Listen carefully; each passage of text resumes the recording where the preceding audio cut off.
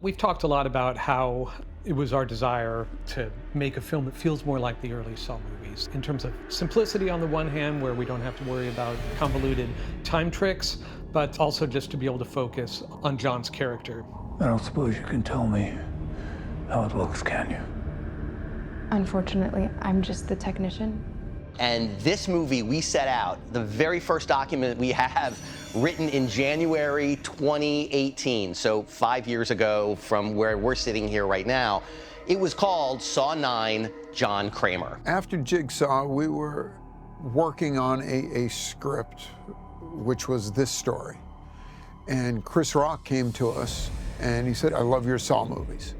He said, I've always wanted to be in one. And then we got a call that Chris Rock wanted to talk about being in a Saw movie, and then everything was put on hold. And we had to scrap what was going to be Saw 9, which is now Saw 10. When Chris Rock came in with the spiral script, and he had an open window of availability, we kind of shifted gears and we did that movie, but we knew we were going to come back to this script. So we had to wait about 2.5 years before we revisited the story, although Pete and I were working on it throughout that entire process, knowing that it would probably wind up getting made one day. For years, I have pitched the idea of let's do Saw 0, meaning a Saw movie taking place before Saw 1. So the character of Jigsaw is alive, and there are stories that happen prior to the story that we learned in Saw 1.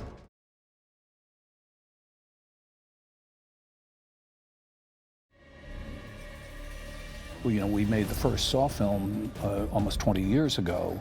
There is an entirely new generation of young people coming into this film. It's crazy, but it's a powerful, the story's compelling, and the fans are just like, the Saw fans, next level. These people are not here because they're casual fans. These are people that are here because they love horror, they love Saw, and they're extremely invested in what this movie and this franchise is going to do. I love the fans of the Saw franchise. I adore hopping onto Reddit. I don't care if they're just telling Josh Stolberg is the worst writer of all time, Pete Goldfinger couldn't write his way out of a paper bag, whatever it is. They've ruined the franchise.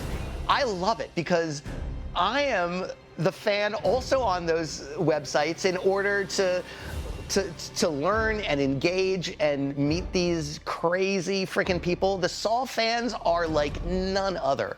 Almost as big a mystery as John Kramer's character himself is what the fans really see in this story, that they can be so enthusiastic about it after 20 years.